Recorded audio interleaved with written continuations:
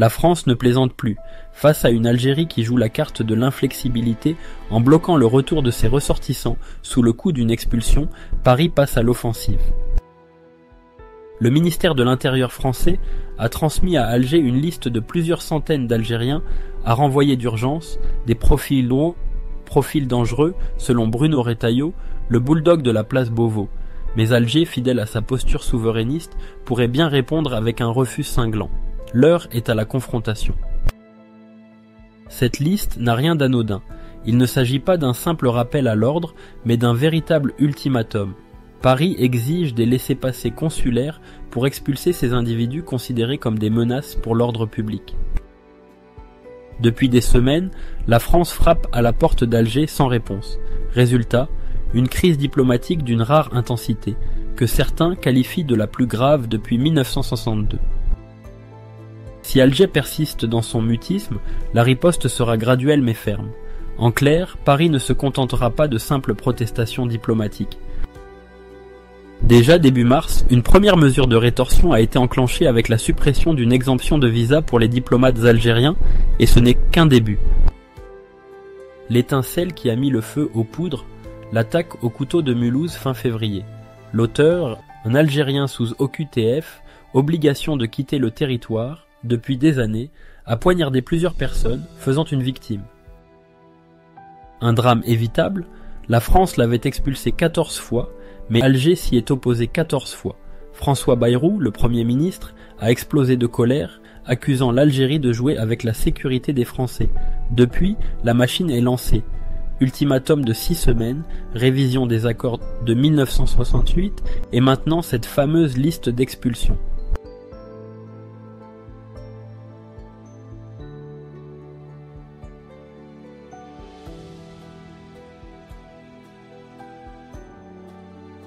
Fini le temps des supplications.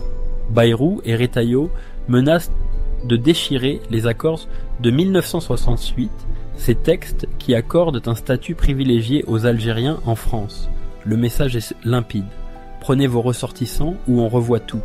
En parallèle, Paris envisage un durcissement des conditions d'obtention de visa et un resserrement des flux migratoires. Mais l'Algérie ne plie pas. Le 13 mars, en guise de défi, elle suspend ses services consulaires à Nice, Marseille et Montpellier, 3 villes où les tensions sur les expulsions sont les plus vives. Un bras d'honneur assumé à la France qui se retrouve avec des indésirables qu'elle ne peut pas expulser et une Algérie qui refuse d'ouvrir le dialogue. De son côté, Alger contre-attaque sur le terrain diplomatique. Son ministère des Affaires étrangères dénonce un « chantage inacceptable » et accuse Paris d'organiser des expulsions sauvages. Et pour ne rien arranger, Alger réclame en échange la remise de plusieurs Algériens en exil, notamment d'anciens ministres et des figures du mouvement indépendantiste kabyle. La tension est à son comble.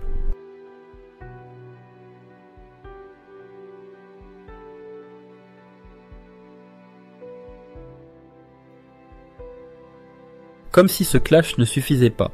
Le 6 mars, Alger a convoqué l'ambassadeur français Stéphane Romatet pour protester contre un exercice militaire franco-marocain prévu en septembre 2025 à quelques kilomètres de la frontière algérienne. Une provocation pour Alger qui voit d'un très mauvais œil l'amitié renforcée entre Paris et Rabat, notamment depuis que Macron a soutenu le plan d'autonomie marocain pour le Sahara occidental. Double peine pour l'Algérie qui crie à la trahison et accuse la France de la marginaliser sur la scène internationale. Ce bras de fer ne se limite pas à un simple désaccord diplomatique. Si la France décide de durcir le ton, les conséquences seront lourdes. Impact sur l'approvisionnement en gaz algérien, frein aux échanges commerciaux déjà en baisse, tensions accrues sur la coopération antiterroriste. Et là, au-delà des gouvernements, ce sont les diasporas algériennes et françaises qui risquent de subir directement les répercussions de cette confrontation. Macron, lui, tente de jouer l'équilibriste entre la fermeté de son gouvernement et la nécessité de maintenir un dialogue avec Alger. Mais face à la radicalisation des positions, la voie du compromis semble s'éloigner de jour en jour. Selon vous, qui cédera en premier ? La France, qui menace de réécrire les règles du jeu, ou l'Algérie, qui refuse de se laisser dicter sa conduite ? Réagissez dans les commentaires, partagez cette vidéo et donnez votre avis sur ce bras de fer explosif.